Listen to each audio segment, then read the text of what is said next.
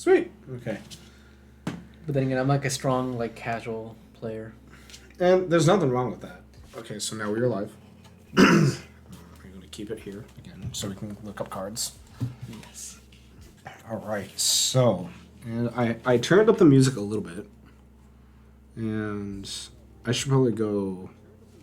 I mean, if you want to monitor chat, that would be great. I can also plug in my phone to monitor chat. Let's see what we got. I can. But yeah, other than that, hello everyone. Welcome to Power Level BlockBlocks' Magic the Gathering podcast with me, Power Level BlockBlocks, and my guest, Scrubs112, or Manuel. Today, we yet again revisit, talking about Magic. And so a lot of topics came up because we were playtesting our decks before this. And frankly, honestly, one of your decks caught my eye, which was the equipment deck. And frankly, you had some questions about the equipment deck that go okay, when did we strafe away from creatures to just powering one creature and finishing it in one blow? Well, case in point. All right,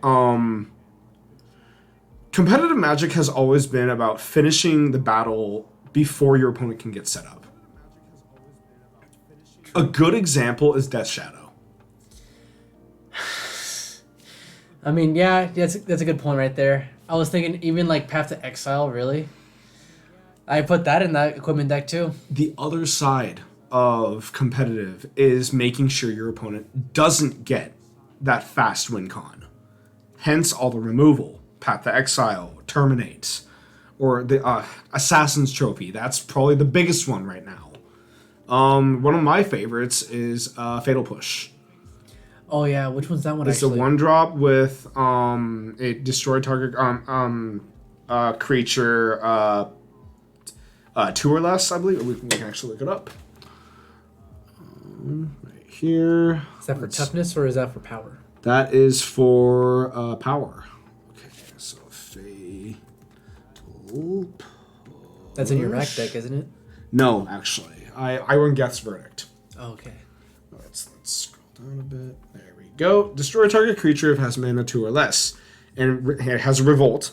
Destroy that creature if it has mana value 4 or less instead. If a permanent you control left the battlefield this turn. This is paired very well with fetch lands. Yeah, I can see that. Okay. All right, Fatal, and plus it's $1.79.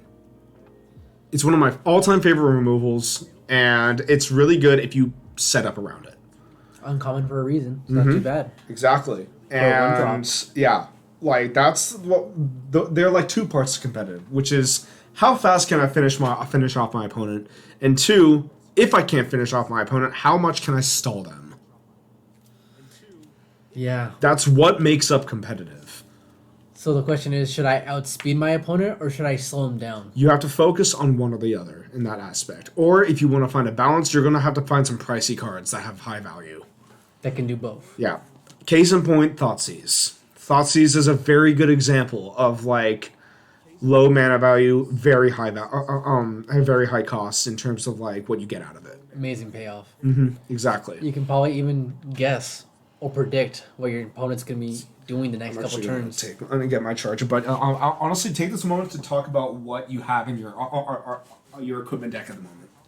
So currently the equipments I'm running right now are going to be Lightning Greaves, and it's going to give the creatures haste and shroud. Equip 0, but it's a 2-drop. I'm running the weaker version, some people might say, of that card as well. Swift Foot Boots. Gives it hexproof and haste instead of the normal shroud. Well, let's talk about that actually. Shroud versus hexproof. I know you got some thoughts about that one. Okay, yeah. So I will always be talking about competitive versus casual, all right? When I look at a card, I will always look at it going okay, how does this fit in competitive format? All right? If I'm being totally honest, Shroud will always outscale Hexproof. Yeah. Because Shroud also protects it from you. Which means it can get around Sacrifice. It can get around things like Geth's Verdict because target player chooses a creature and sacrifices it. But you won't be able to choose your creature then if it has Shroud. Shroud. It negates all targets. That's why when you buff up a creature, Shroud is better when it's equipped to a creature that doesn't need buffs. Yeah. Case in point, Death Shadow. Death Shadow literally just grows in size by losing life. Yep. So, Hexproof is good if you have it everywhere in your deck. Just so that your opponent can't fiddle with you. That's why I will love like Hexproof. It's warm to my heart. Like, because it's safe, it's really nice to do. Like, and monitor. We gotta counter those nasty blue players. Oh yeah.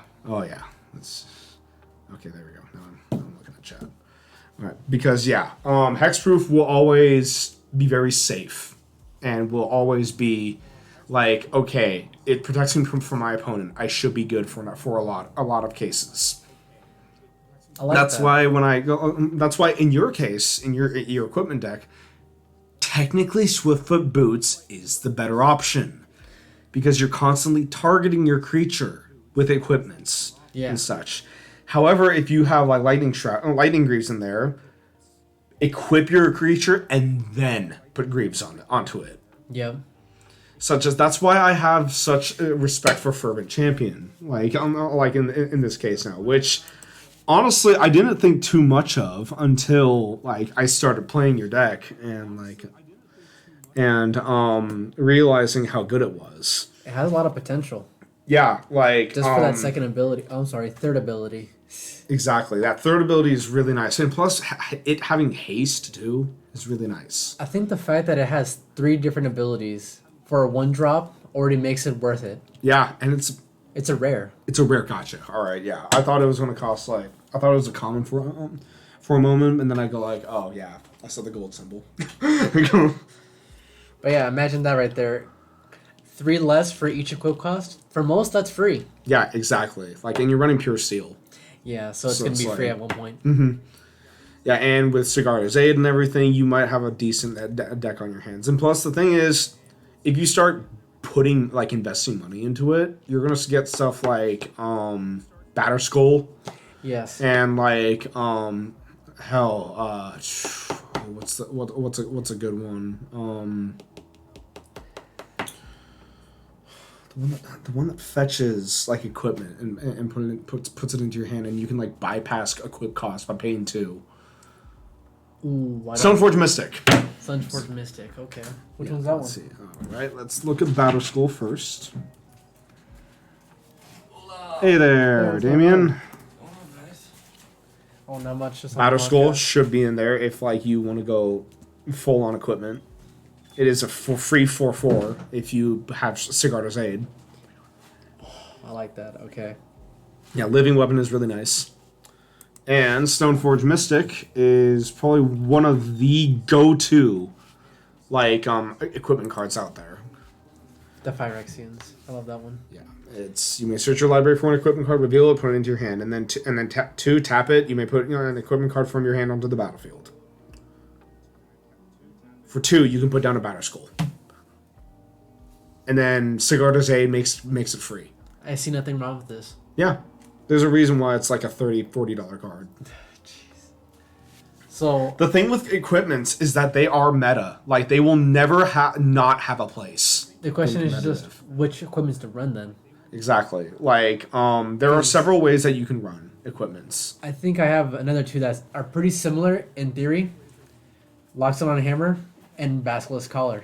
Yeah, and I was going to go into the of why I like Basilisk Collar and why it should be in there. 2, first, at first glance, it doesn't give any buffs. Like, it doesn't buff up the creature like a Lockstone Warhammer. It doesn't give it like indestructible or anything. Yeah. However, it is a 2-drop, 1 equip, or like two equip, I think. Here, let's bring it up. Yeah. That gives 2 things: Death Touch and Lifelink. Yeah. Okay, which means and I will go into the specifics once I bring it up. This makes your opponent choose between 2 things.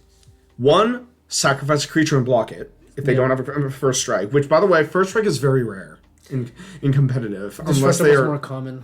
exactly Indestructible. yeah, because indestructible is just safer, Yep. right? So either A, lose a creature to that creature that you're attacking with, as in sacrificing a blocker, or 2, having you gain life. But I mean, if it kills the creature, though, it still gains life. Exactly. So it gives it. And Basilisk Color makes it so that your opponent has to choose. It'd always be a lose-lose situation for Yes. And that's why I respect Basilisk Color, like in any deck.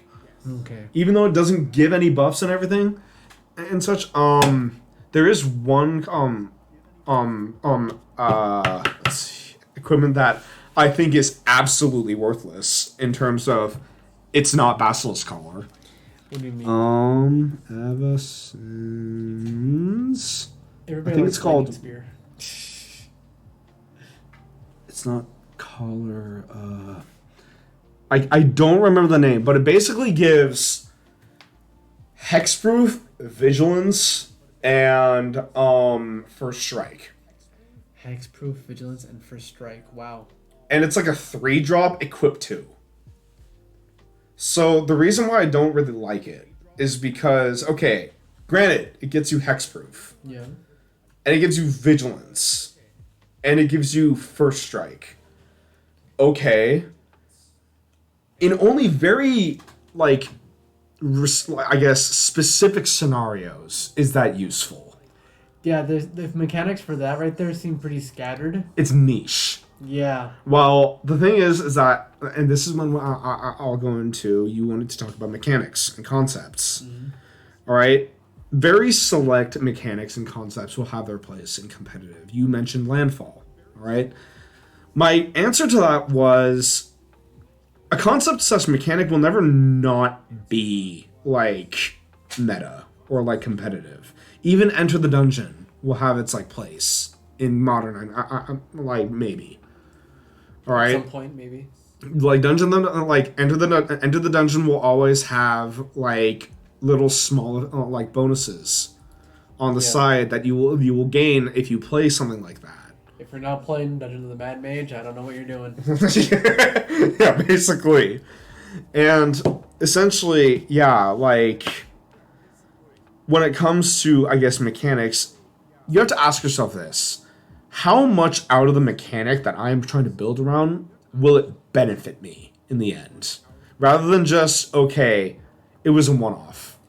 And remember now, people don't really use creatures that often anymore. There are decks out there that don't run on creatures at all.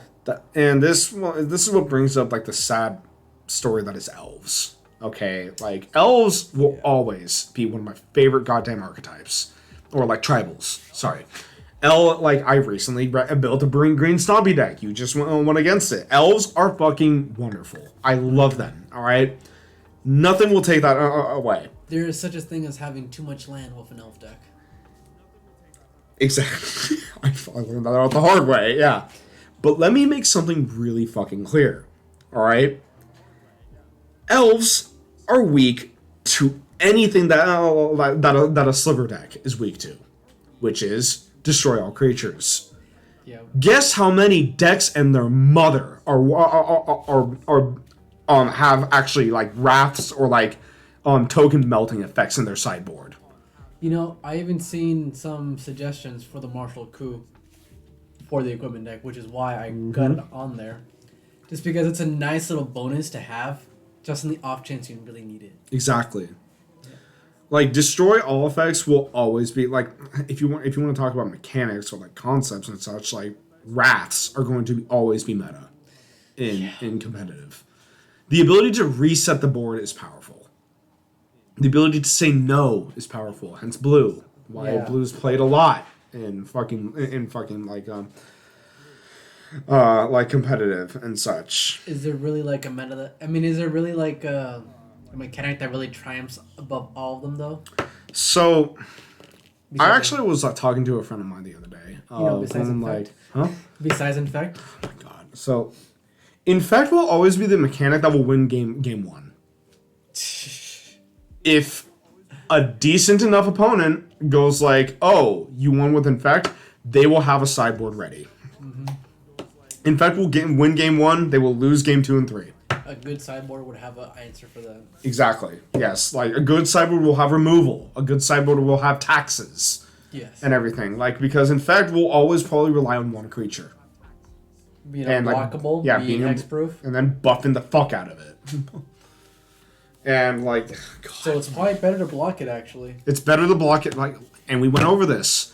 When one of the unspoken rules of Magic is if you see an infect creature, just block it. If you don't have removal, block it. Yeah, because you're better off like blocking it rather than taking the entirety of the infect damage. Because yeah, Wizards, you thought it was a good idea to change our life totals down to 10.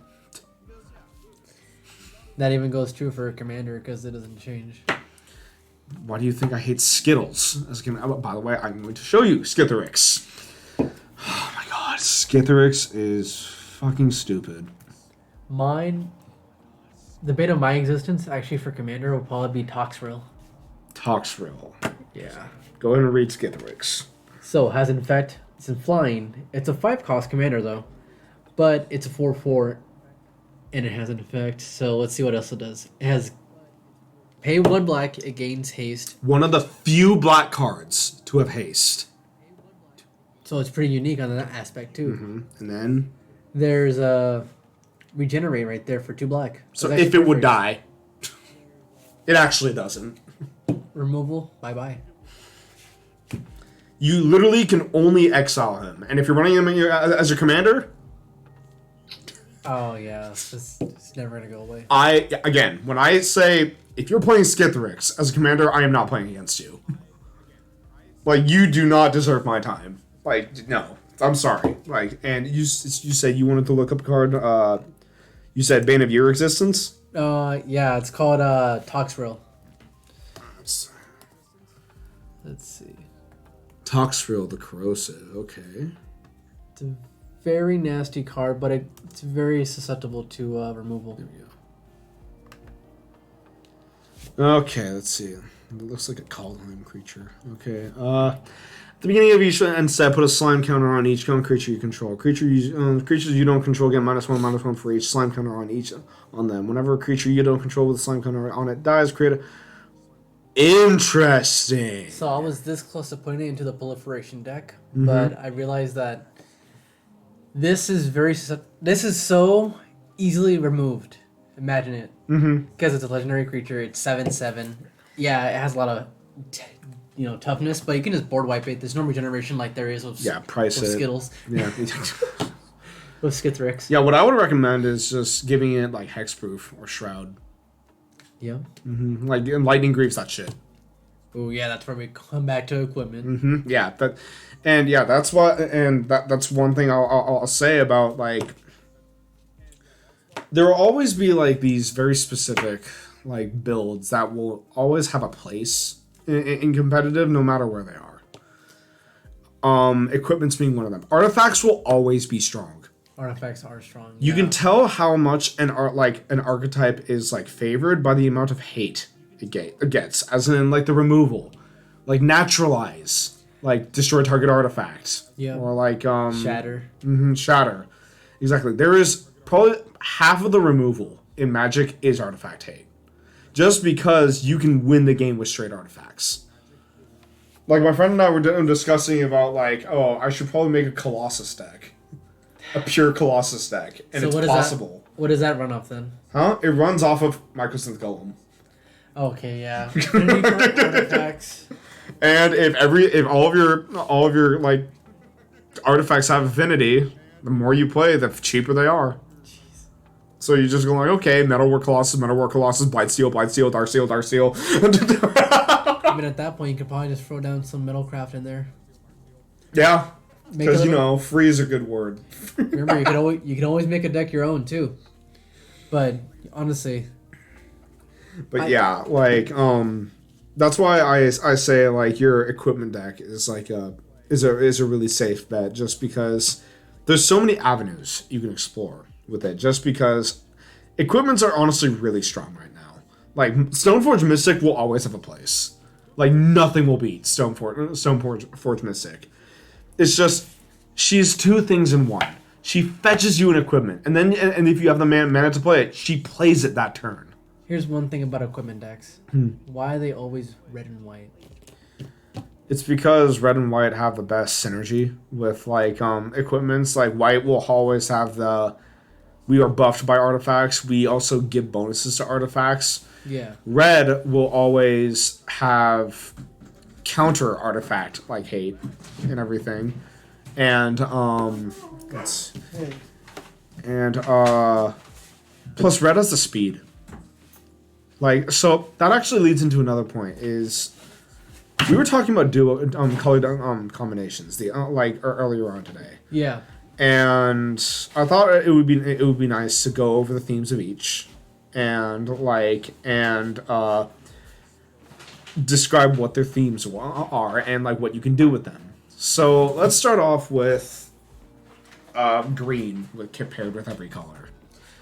All right. So you were talking about green blue. Okay. In my opinion, green blue is like the deck you want to play when you want to play control, but you want to get there fast. And you sacrifice some control to do so. You're the blue player that always taps out. Exactly, yeah. So, like one of my all-time favorite green-blue cards is Biovisionary. What does that do? Biovisionary is a very fun card, and I have yet to build a card around it build a deck around it, just because, like, I haven't found the time to. But it's a fun card. It really is. Ooh. It's an Exodia. At the beginning of the end step, if you control 4 or more creatures named by a visionary, you win the game. So what you do is you combine this with something like Infinite Reflection, where all of your creatures become Biovisionary. Like, actually my coworker's favorite combination is green-blue, because he feels like... when he plays green-blue, he wants to make the opponent fold rather than win. Like, win himself. Okay. Which is, like, it's respectable, okay? Like, you know what? I can respect that. I can respect making the opponent want to fucking fold rather than having you win yourself. Okay, green-blue... Biovisionary will always be my favorite go-to green-blue card. All right. What about you? Like, you said that like green blue is the one that always taps out, which you're not wrong. Yeah. So I think it might be called Growth Spiral. That is a fun card. I do have to admit. Growth Spiral. There it is. Yep. Growth Spiral is really fun. Yeah. Mm-hmm. Just for 2, you draw a card and you put a land card. It's a mini Uro effect, and Uro is the god. Uro is another green-blue card. Green-blue. The one that broke Modern and Standard at the same time. God. It's 3 cost. It's a giant... Oh, nice. You haven't seen Uro? No. Sacrifice it unless it's escaped. Whenever it enters the battlefield or attack. It's the ETB that fucking broke the game. Or attacks, by the way. Yeah, that's perfect. Draw 3, draw a card, and put a land onto the battlefield. Whenever it ETBs or attacks. Yeah, I don't know if this... Yeah, this is the perfect definition of actually green-blue. Yeah, I play my own way. I am going to get there, even though I have to sacrifice a little bit of control. But the thing is that a good green-blue player will ramp into very powerful controlling spells. Yeah, that's true. So okay. Like what's another good one? Coma is another good one. Coma the Serpent. Cosmos Serpent. Green-blue. This was Jacob's favorite goddamn green-blue card. Because all you do is populate snakes, and as long as you get snakes, you win. Oh, this is perfect. Nice. I have snakes. I think there was one called Sharktopus. Yeah, that was pretty fun, actually. Sharktopus. Let's see. Oh, my bad. Sharktocrab. Oh my god. Okay, this is fucking 3 types in one. Okay. Of course, adapt. Yeah, green blue is adapt. Yeah. Yeah, like shark octopus crab. Yep. Whenever one or more +1/+1 counters are put on the shark to crab, tap target creature and opponent controls. That creature just. That's fucking wonderful. That just looks like a kaiju.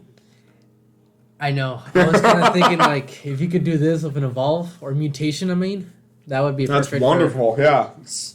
But yeah, green blue is just I'm gonna get to that point with ramp, and I'm just going to just abuse the fuck out of like very expensive, like controlling mechanics and fiddle with your field, which is like it's a respectable game plan. Like it's freedom with more control.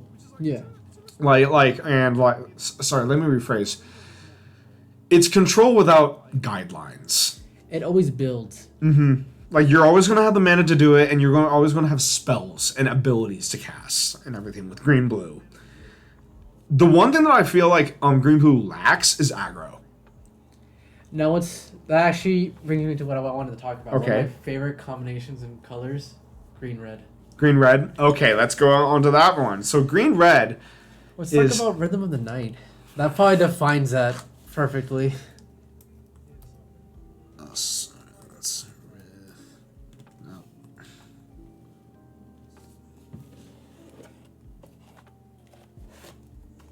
Rhythm of the Wild? Yes. Okay, yeah. My bad. Rhythm of the Night actually is a song. Yeah, Rhythm of the Wild.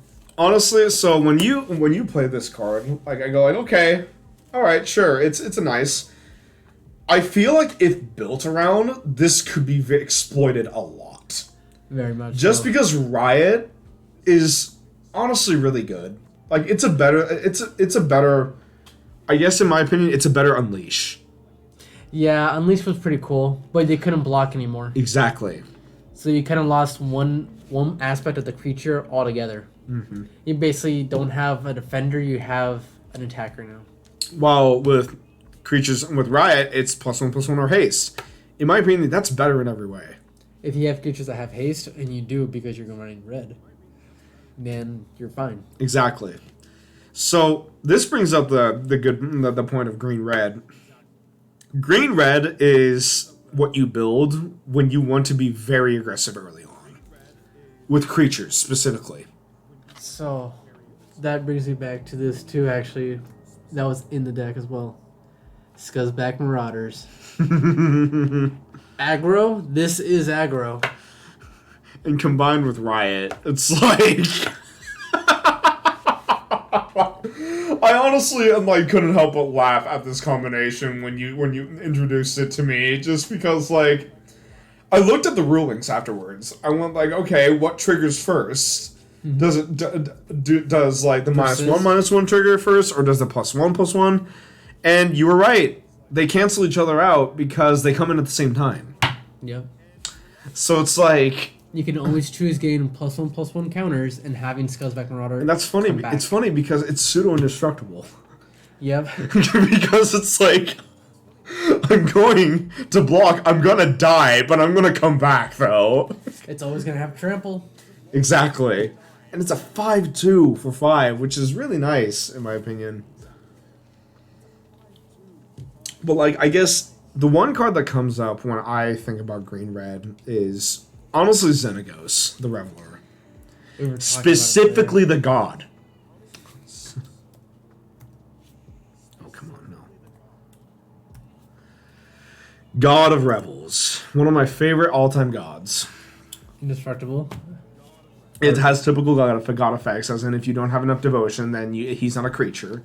But it's his effect that just makes him busted.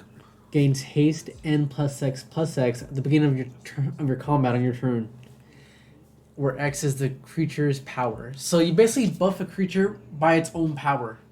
And give it haste. Imagine playing a Hydra with that. Yeah, honestly, I was thinking about some green dragons. Atarka and Revels, Xenagos, bros for life. Give it a riot right there, too. You guys, Dragonlord Atarka gives attacking dragons like a bonus, I think. World Render, yeah. Whenever a dragon you control attacks, it gains double strike until end of turn. Yep, I've faced this one right here. I do not like it at all. Dude, any fucking Dragon Lord is fucking dirty. Like, honestly. And the reason why I bring him up is because green-red. Green-red. Literally, green-red is all about ramping fast, attacking hard. And honestly, when you say, like, it's one of your favorites, it's totally respectable. Like color combination to like, because it works.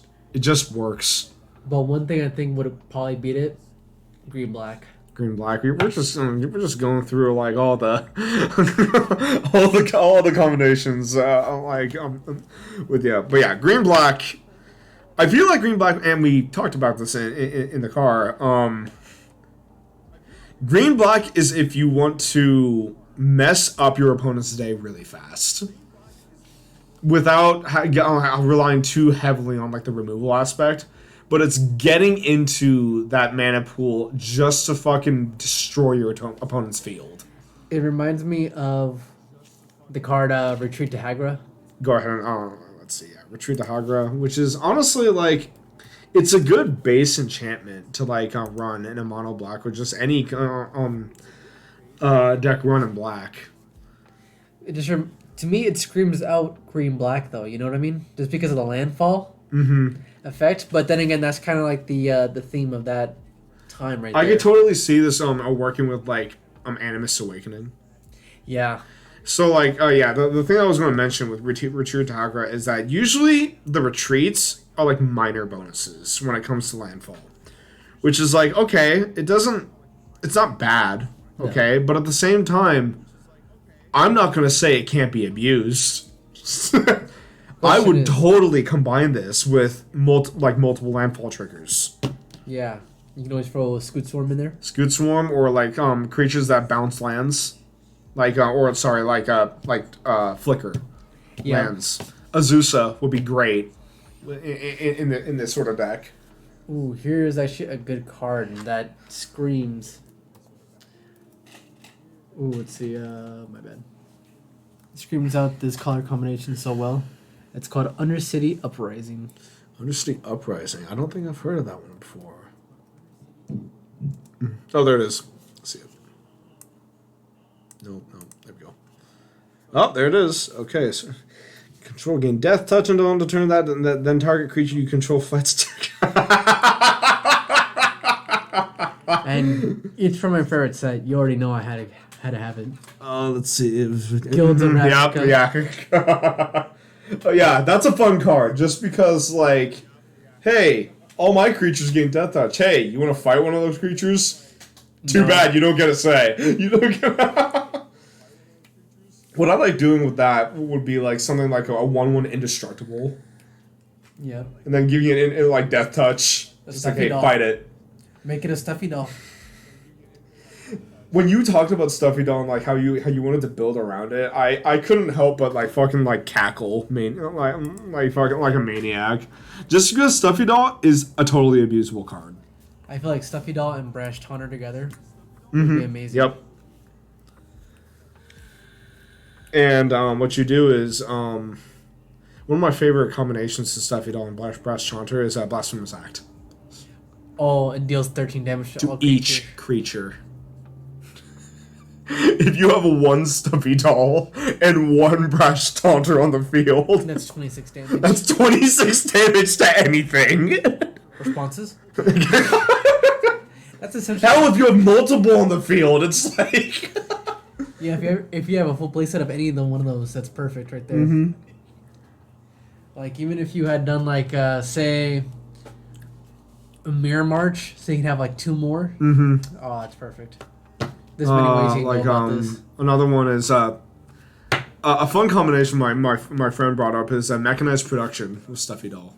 What's Mechanized Production? So Mechanized Production, it's a blue card, so we're going to strafing a little bit, but like, you're gonna look at this and go like, why? Why would you combine this with this artifact? Enchant artifact you control at the beginning of your upkeep, create a token that's a copy of enchanted artifact. Wow. Then if you control 8 or more artifacts with the same name, you win the game. that 8 point. stuffy dolls! What do you want to deal with? What do you want to deal with? The enchantment or the doll that's dealing damage to you? The doll that you can't destroy. Yeah. Are you gonna You exile literally it, can only exile it. or are you gonna exile it?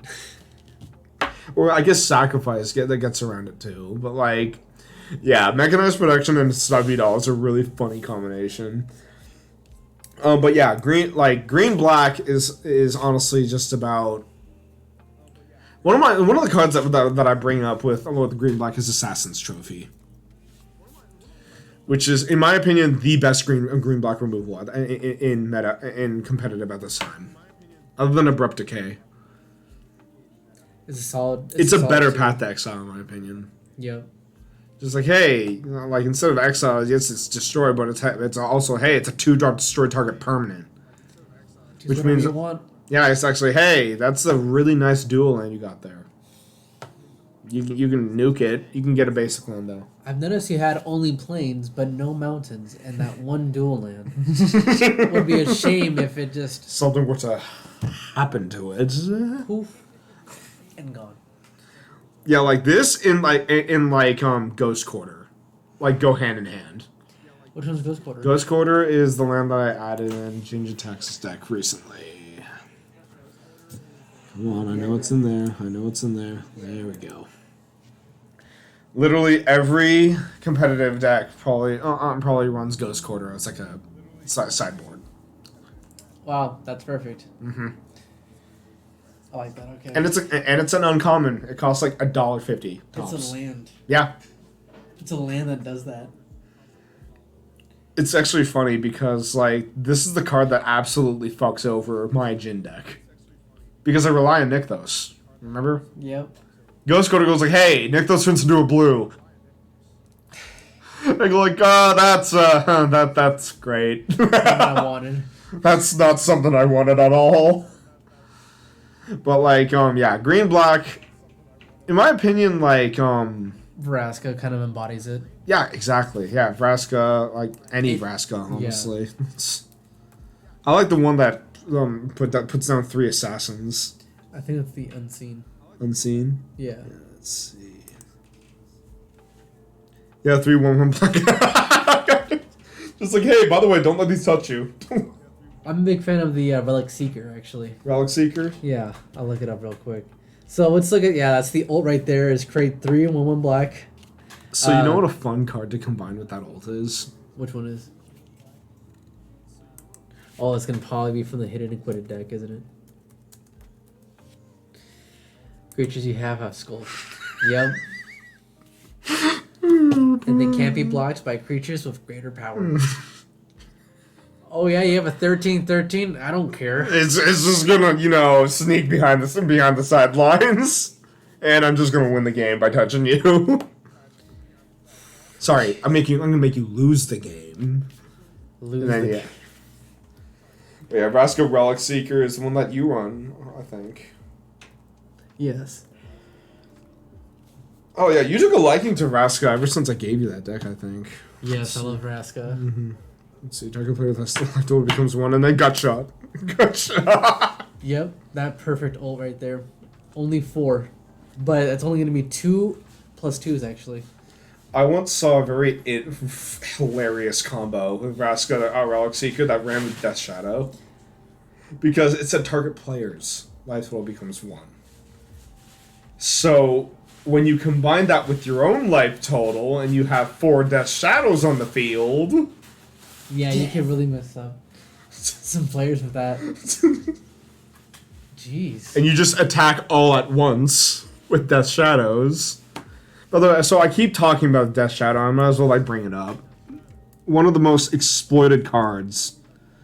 And oh come on, really? You're just gonna in modern in terms of honestly an easy deck to make.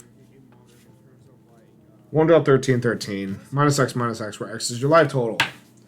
If X is 1 and Vraska makes your life total 1, you have 4 12/12s for 4 mana on the field if you play your cards right. Nothing wrong with that. Yeah, exactly. And then you combine it with like what Beastmaster's Ascension +5/+5 and trample. I mean, at this point, your opponent probably has a Hydra on the field. I think they can block it. I think they can take the hit. It's fine. That's why I said it was just a really funny combination. He goes like, instead of making your life total 1, I'm gonna make my life total 1, and I'm gonna play 4 Death Shadows, give them haste and trample and +5/+5. And that's when you should start freaking out. Yeah, and that was after he played mutagenic growths on all of them and everything. Jeez. He paid all the life, and then he went like, okay, now it's down to 1. So let's talk about a different color combination. All right, so yeah, we went green black, we went green red, we went green Let's get blue, this. green white. Yeah, I was gonna say Oh let's boy. get this one. This is the one. Imara, yes. Soul the Accord. Whenever she becomes tapped, she creates a 1/1 white soldier creature. And I know that I've Just said like this one. multiple times, and I will always say this multiple times, even after like it's been mentioned like several times. Your description of green white will always hold weight, which is you're given safety equipment and you can use it, and yeah, It's right there. yeah, and you can only use it in a padded environment, So imagine that. You make tokens, and now they can't. and they can't be damaged. That's your Like padded environment. I get yeah, that's your padded environment. A good Most people duo. don't care about their tokens. Yeah, like whenever I think green white, I always think Soul Sisters. Yeah. Yeah, Soul because Sisters. like, okay, Was it down to Soul those Warden? yeah, Soul Warden, And Essence Warden, and Soul Attendant. You know, there's a new one out right now as a Prosperous Innkeeper because it drops the treasure token. And if you want to like throw in one more Suture Priest. Yeah, I was thinking about Suture Priest and also Anointed Orator. Literally, if somebody comes up to me and asks like, hey, what should I build for my next deck? And if I can't think of anything off the top of my head, I go like, build Soul Sisters. Yeah. Throw in a Feldar Sovereign, win. What was it? Let's see. For green white, I don't know. Let's see. What else? What other cards come to mind? I mean, like, if you're doing like fucking, oh, that's if you're doing tokens and everything, growing ranks and doubling season, and like yeah, just all the green cards that just double counters and tokens. Jeez, yeah. Soul Sisters is like the effect that surrounds this. What I like to do with Soul Sisters is actually that's a deck I would put Marshall Koo in. Ooh. Because then you can just pay whatever you want for X, and you gain that much life, and you already have like 5 effects on the field. It's like I gain like 10 life for each instance. Yeah, it's like yeah, go ahead, hit me. I don't care. That's all I wanted. Yeah, how much life would you like to withdraw, and how much would you like to deposit? And okay, yeah, my turn again. And I gain 150 more life. That's essentially green white. Yeah, that's green white is honestly just like without using your explanation, it gives you. Is it too much? I feel like another description of green white is being tucked in. Yeah. Tucked into bed. It's just like, and you're given a bedtime story, a warm glass of milk, and just everything you need to be like safe and like happy, and just you have like some soft music playing and everything. Like you're taken care of. Yeah. Like green white, in my opinion, is the safest color you can play. Combination. So I think that we went over like all the green combinations. I believe so. No, I can't find it.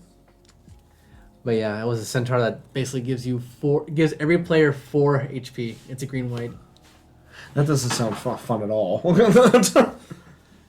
But like, okay, let's move on to hell. Oh, we were talking about red white. Let's talk about red white. Okay. Go ahead and look up Assemble the Legion. Assemble a Legion? Assemble the ranks, I think. Here. There we go. Assemble the Legion. This is a red-white card. Ooh, okay. Put a master counter on Summon Legion. Create a 1/1. Oh, okay. I like that. With haste for each muster counter. This was Jacob's favorite red-white card. I can see why. Because it does what red-white does. Okay? Which is, in my opinion, red-white... So, unpopular opinion. Red-white also has a really good defense. I would say so. Because, in my opinion, red-white creates a shit ton of tokens, and not only that, has the ability to buff those tokens and take a lot of heat. So red-white, if you play your cards right, isn't just aggressive. It can be a defensive strategy too. Deflecting Palm is another red-white card that is a very good defense-like mechanism.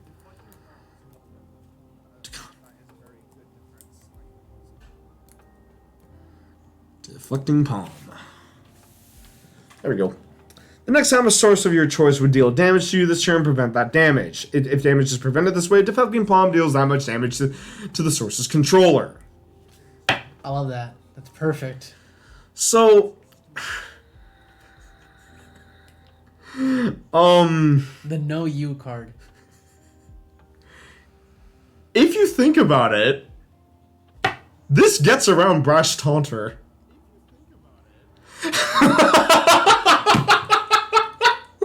That source's controller, it does. If you deal damage to like your opponent and Brash Taunter takes it, and you reflect it with Deflecting Palm, that would send him right back to the controller. right back at the controller. That would bypass the stuffy doll. Exactly. But would it go back to the stuffy doll? That's the thing. Is just that it would be next source, so it would only work with Brash Taunter, not Steppy Doll. Ooh, okay then. So that's why you have to have both then. But yeah, red-white, like, if you play your cards right, can play both defensively and aggressively at the same time. However, It's known for equipment. it's known for equipment, but we're trying to, like, I guess, restrict ourselves to just the colors here. The thing that red-white does lack in is if you are building a proper red-white deck, Yeah. it means you're not focusing on, I guess, contingencies. You're kind of going all in. Exactly, all in on tokens and like rushing or aggressive or defensive. If something gets through, you're not going to be able to recuperate. I've yet to see a red-white deck that actually runs life gain. That's not artifacts. True. Because like all the red-white decks I've seen are like running Assemble Legion, Intangible Virtue, and like and just stuff that will build up your forces and then like just send them at your opponent, and then one wrath later you're fucked. I mean, Like somebody goes like fog and then wrath. A red-white deck just cries at that point. they say, yeah, lose the game. Thank you. Yeah, exactly. Lose the game. Yeah, how are you going to rebuild? I have no idea. All my tokens are gone. Yeah, and that's why we go to your a deck of like the artifact red-white, because it has like aggressive and like defensive and tendencies. Also synergizes very well with artifacts, specifically equipment. Yeah. Because white has the fetches. White has like draws your artifacts and like fiddles with the artifacts. Red just has really good synergy with artifact creatures. Or sorry, equipments. There's just one creature I'm going to pull out real quick. Fervent Champion. No, actually, it's called Swiftblade Vindicator. That's perfect for equipment. Double And it's a red-white card, too. That's actually really nice. Yeah. I'm going to put that up real quick. Because, yeah, like, what equipment decks are really like is equipping onto a creature that already has a lot of shit. There we go. That's basically all you need to know, too, right there. It's just those 3 words. Yeah, like, another card I could think of is Vampire Nighthawk. Forwards. Yeah, forwards. Vampire Nighthawk is technically the same thing, except it's a 3-cost black vampire that has lifelink, flying, and death touch. Another, It's a really good vampire that I will put in any vampire deck. Let's talk about red black actually. That's Oh God. because that one we had very interesting thoughts on. Red black is angry. It's who hurt you. Who hurt you in not the nice way. That's true. Like you were abused as a youth, and you want to just relay that pain onto everybody else. You don't While like the green game. white is who hurt you, but you're sheltered now. Yes. I guess yeah, a good red black is terminate. Just like, hey, for 2, destroy target creature. It can't be regenerated. Hey, yeah, just fuck your creature and just whatever you're trying to do with it. That's perfect right there. I love that right there. Yeah, it's just like another one is Master of Cruelties. So this just hates green. Yeah, it's just like, hey, no, you're not saving that. No regeneration. Thank you. Let's see, and Master Of cruelties. there we go. I That's just what- love the art too on Master of Cruelties. First strike and death touch. It's perfect right there. And it can only attack alone, which sounds bad, but wait until you hear the third ability. Is that whenever it attacks a player and isn't blocked, that player's life total becomes 1. You want to know a funny combo with Master of Cruelties? What? Combine it with the same combo that I did with Vraska with their 3 assassins. Give it Skulk. He just goes like, I'm going to hit you. Next turn, if you don't get rid of me, you lose. You can't block me. I'm going to hit you. Your life total becomes 1. You don't remove you? Okay, you lose. Wait, but how? Life total's It's like, 1. shh, just let it happen. But yeah, red-black is... Angry. Red-black control has got to be one of the most aggressive control mindsets there is. Because he uses the really harsh consequences of the black color mana pool with the already harsh removal. Already angry of red. Yeah. It's like... Red will burn you. It will damage you. It will just hurt you. While black makes sure you get punished for doing anything else. It makes you do it yourself too. Like It'll make you sacrifice your creatures. yeah, sacrifice your creatures, lose life, discard your hand. Red goes like damage, damn it, burn, die. But I'm already dead. Dive harder. Yeah, but yeah, red black will always be like, if you make red black, you're not out to make somebody's day good. You're not there to make friends. Yeah, you're not there to make friends. You are out there to destroy relationships. Well, let's talk about one of my other favorite. Red blue. Yes. I knew that was gonna come too. I mean, we can just look up any of these cards. It's just, Look at Niv Mizzet. yeah, let's look at the visit. Actually, that's a good. One. Or hell, Ral. Like fucking either of the 2 works. I was gonna look up Brow, but you're right. Let's look up. This is actually one I recently picked up. Damn it. Niv Mizzet. So whenever it deals damage to a player, you may draw a card, and you pay 2, 1 red and 1 blue, and you deal 1 damage to any target. I always make the joke with the red-blue players of going like, I don't need lands when I have untap effects. I don't need lands when I can keep drawing cards. I can draw my deck and win. Like, red-blue is the example of setup control. Like, you may think that, like, with the anger of red and, like, just the, like, playing around with, like, control effects of blue would result in, like, a very aggressive red-blue deck. Which, I mean, there are those out there, like Storm. Yeah, Storm, copying, and... Copy. The 20 for lethal. 20 for... It's like, okay, you took a 3-hour-long turn to do that. I know, but I won. Yeah, exactly. Like, and this actually came up like briefly in our play tests. What's the weakness of a red-blue player? Ask them how much mana they have every chance you get. They will lose count of how much mana they have, and they will misplay, and the judge will catch it. You didn't have enough mana to play that one. Dang it. Damn it! That's how you counter a Storm player. It's just like, okay, how much mana do you have? How much mana do you have open? How much mana do you have untapped? And they probably won't be able to answer you because they would be busy untapping and drawing cards. Probably because they actually lost count a long time ago too. So here's another one actually. I think Prismari is another good one. there is that. I was gonna look up Rao this time. Yeah. That's the other thing with red blue is that it's the most likely to take extra turns. Rao's a wreck. Let's go. Let's go. First Planeswalker I ever pulled. Let's go OG on this one right here. Tap target permanent, then untap another target permanent. Resurrect deals 3 damage to any target, and flip 5 coins. Take an extra turn after this one. That's essentially blue right there. Yeah. That's the tinge of blue right there for taking those extra turns. I refer to red blue as the solitaire combination.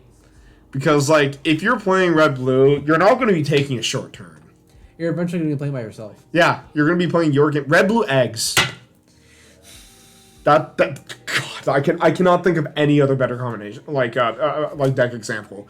Red blue eggs, like, because what you're gonna do is you're gonna like sack all these artifacts, draw a shit ton of cards, return all of them by taking an extra turn, and then sack them all again, draw more cards, and then win with Nihil Spell. I think something Spellbomb. Nihil Spellbomb, I think. Yeah. I was gonna look up this one right here actually. This one actually is pretty fun. It's Melik.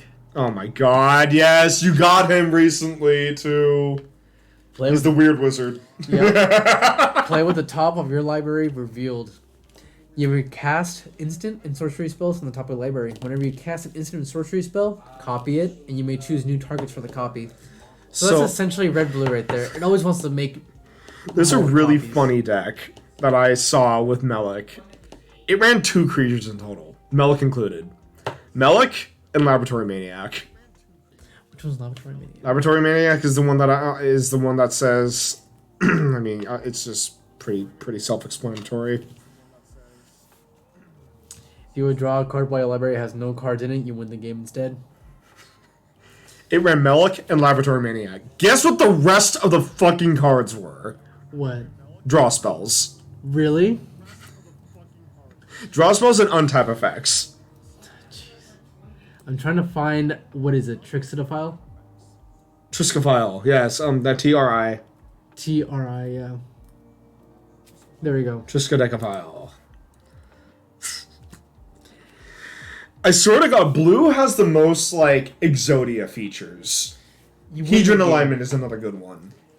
I don't know, there's something about the having the number 13 in this right here Just being calls one to com. them. Yeah, Triskaidekaphobia, Tree of Perdition. There were multiple times when Wizards went like, yeah, you know what? Lucky number 13. Blasphemous Act. Blasphemous Act, Tree of Perdition, Triskaidekaphobia, Triskaidekaphile. Just all of those.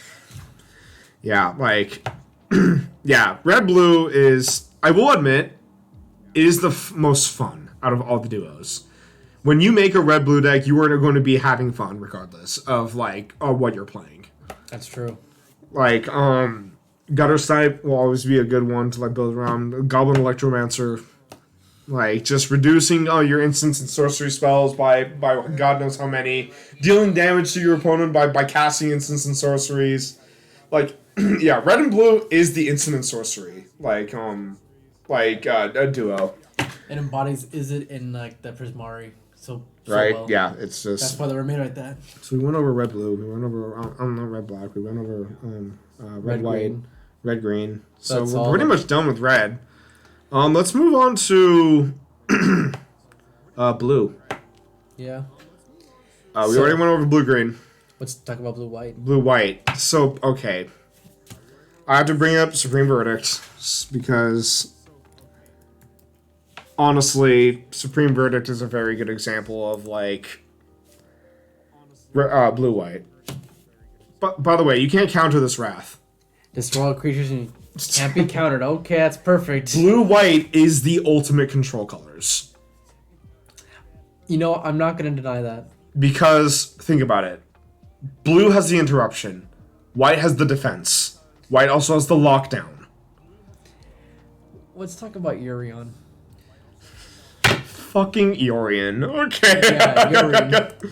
Because, like, Yorion just goes like, hey, you wanted more cards in your deck, and you're running like a control deck? I find that really fun to say. It says, you want more cards? I'll get you more cards. And he's a free flicker effect for, like, all the non-land permanents. That's not okay. You know what's even more fun? Playing him with Coma. He's a serpent. You can sacrifice him to, like, make something indestructible and, like, return him to, like, the command zone. That's amazing. that's abusable. Yeah. Let's And see. he's fun, and Yorion is really fun in Commander just because, he allows you to, I think... I'm pretty sure he allows you to run a 120 card commander. I would think so. I mean, maybe the ruling's down here. Oh yeah, right. If you let's see, your minimum deck size is 40 cards. Ah, gotcha. All right.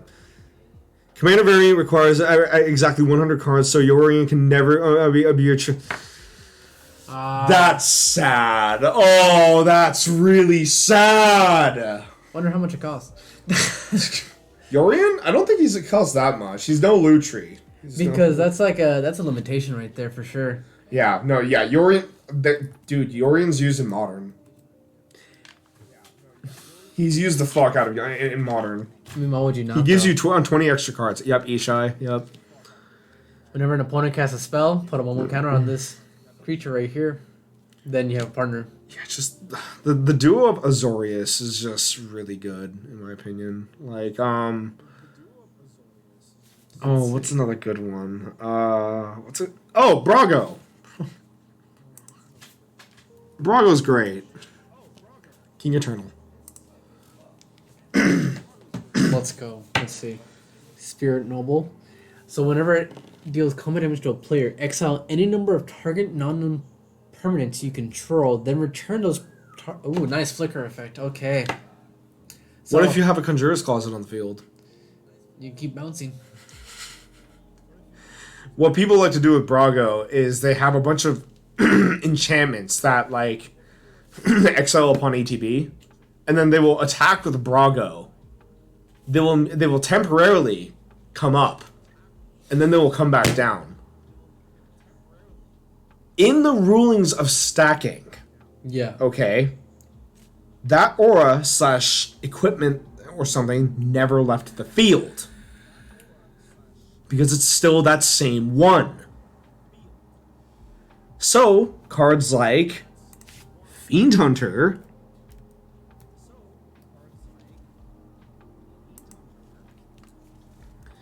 are totally abusable. When it enters the battlefield, you may exile another target creature. When Fiend Hunter leaves the battlefield, return the exiled card into the battlefield under its owner's control. If somebody like Brago attacks and Fiend Hunter is on the field, Fiend Hunter technically bounces up. Mm-hmm. That card returns under his control. But when it comes back onto the battlefield, this Fiend Hunter has to target another creature.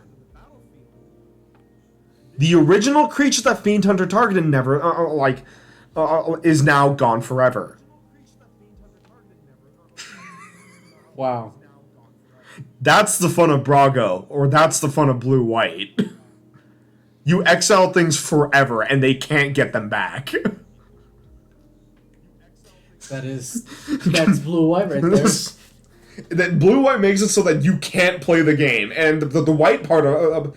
honestly, in my opinion, white is just... It's okay on its own, but once it's paired with another color, it's Giga Chad. Blue-black. Oh boy. Okay. That one's gonna be... I think we were talking about white, right? Yeah. So white-black instead. Yeah. We put this forward. White-black's the most boring out of like all the duos. It's very basic and It's okay. You're either going to gain life, you're either going to be returning things from the graveyard, or you're gonna be draining life. or you're going to be draining life. Yeah. There's no in between. There's not really much you could do besides that. For that, Okay, I guess I can bring up one card that's like black white that like we can bring up, which is Anguish to Making, just because I like the art. A couple different vampires. It's not even that good of like a card. That's Soren offing Avacyn. Oh, it's perfect. Yeah. And then like the flavor text is beautiful too. Soren created Avacyn. It was a cruelty beyond imagining, a pain beyond description, that it fell upon him to end her forever. Avacyn's dead because of Soren. And Soren viewed Avacyn as like a daughter. Like since he created her. That was probably rough for him then. Yeah. And of course here he goes like, Dad! But Dad! I'm over here, Dad! He's like, no, I ended my daughter! But Dad, I'm your daughter. I ended my daughter. Said I have no children. With that, moving on. Black white, you're boring. Sorry. You said white. White. So we've gone over. Yeah, white, red, white, green, white, blue, white, black. So yeah, that's okay. That's white. Okay. Let's move on to black. Yes. Black, blue. Oh boy. But so if there was a two-sided coin for black, like for white and blue being the ultimate control color, black blue would be the other side of that coin.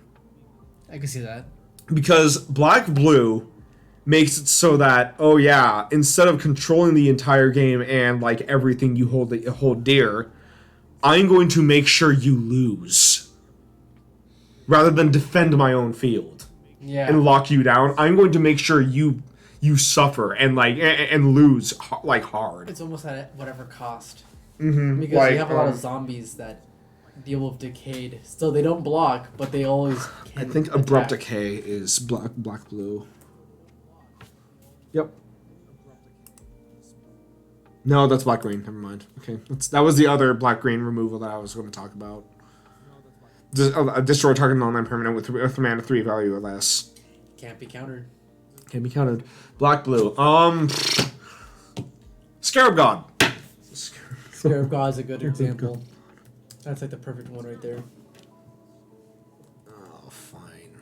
The Scarab God. Okay. This was my first commander that I ever made, by the way. That's a good one right there. Yeah. Just because, yeah. So, okay, the thing is that if you're not going control with black blue, you're going zombies. Like black blue is the zombie color. Like hell, rooftop storms exist for that sole reason. I had a friend who once played this, but it took him like forever to ramp to 6. Really? Yeah, because he's playing black blue. You're not ramping.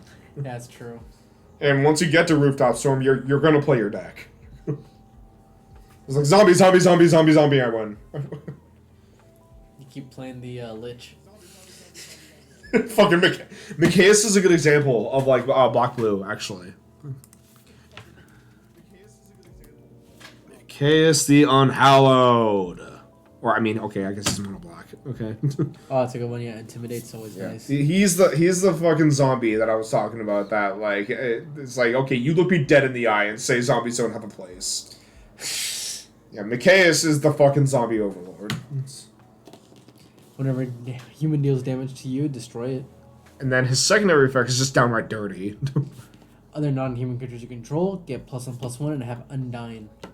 Anything that's not a human gets 2 buffs. And you play him in a zombie deck. It'll always get buffed. Mm-hmm. Yeah, black blue will also have Silumgar, which is a dragon. Drifting Death. Drifting. Oh, it's a good one right there. I like that one. Mm-hmm. Yep. Yeah. Black blue is all about just like rude control effects that like just make your opponent's day so much worse. Kind of like black red. The fact that it's flying and hexproof makes it a really hard target. Mm-hmm. So even if you do want to take rid of it, it's not going to be that easy. It's not going to go away. It's not going to... But yeah, with that being black blue, we talked about black red, we talked about black white, we talked about black green. Talk about black blue. That's all of them. Yeah, that's all of them. Yeah, so like, but yeah, the duos on being out there. Okay, you said you brought it up briefly. Like, okay, what duo would go like well against another and everything? What were some examples that you were going to try and like bring up? I was thinking red green, and then also red white. So yeah, with that matchup, so I already stated that red white has a good offensive and a defensive, right? So the thing with green white is that they will always be pillow fort.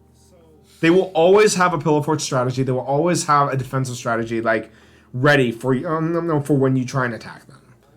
Okay, with red white being aggressive as it is, if you didn't build your deck to be purely aggressive and like scaling over time, because most red white decks will like have like this really fast plan to get like tokens out and buffed and then attacking as soon as they can. They won't like, unless you're running like assemble the Legion, which gives you tokens every turn, which costs 5 mana to cast. Which let's face it, red white is not going to be running something that heavy. No, it's not. Okay, like they're going to be running like Intangible Virtue. They're going to be running like fast token spells, like Raise the Alarm. Yep. And everything. Like we're gonna have like a bunch of like 3/3s, 4/4s that are like attacking with vigilance and like first strike and everything. Green white, if built properly, can just take the hits. Yeah, that would be true. And since they're playing the waiting game, they have all the time in the world. If red white decides to go play defensively, green white's always going to scale them out. The way you defeat green white is you have to interrupt their play style. You have to get rid of the walls. You have to get rid of the life gain effects. You have to make sure they can't gain life. Yeah. That's why pure red is actually a better matchup against green white rather than just red white. Because red will prevent them from gaining life. Red will deal damage to them. Red will keep the pressure up and will be drawing cards and be running out of fuel at the same time. But it will outpace the green white like exponentially in the end. Yeah. And even if like green white, say Soul Sisters is out, red has plenty of fucking deal damage to everything on the field. Anger of the Gods fucking makes green white cry. It's like, I got a bunch of weenies that are getting me life. Yeah, exile all of them. Not anymore. So yeah, like that was my response to that, was like, if red white is aggressive enough, then it might have a chance. But 9 times out of 10, green white will outscale just because they can play the waiting game. Yeah. Like, I have fogs, I have life gain, I have taxes, I have like life. I have like 60 plus life. You can damage me like however many times you want, and I will still gain life. But yeah, that's my answer to that matchup.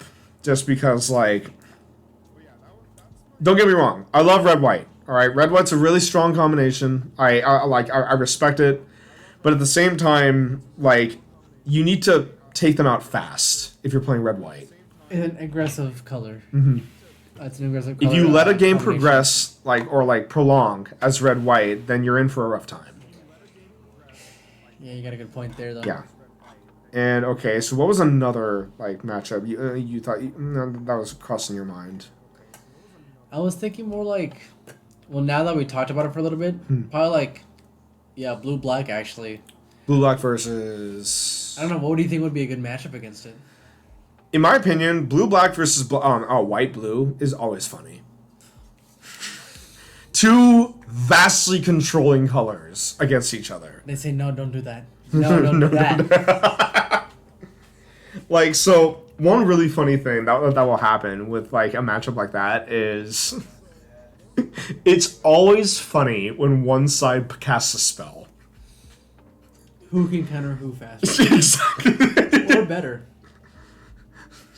Yeah, essentially, like, so one matchup I did watch, like, on YouTube was both sides played a ley line in the opening hand. Blue-black played a ley line of the void.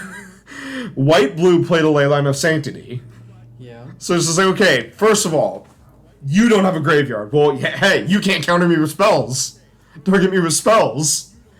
And then the blue-black player had a Thoughtseize in hand. So it's like, oh, fuck, well, I can't do that. So each side started to attack each other's field imminently.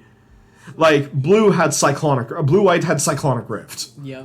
And then blue-black had, like, Feed the Swarm. Destroy target permanent, I lose life equal to the CMC. Yeah. And everything. And nothing got done.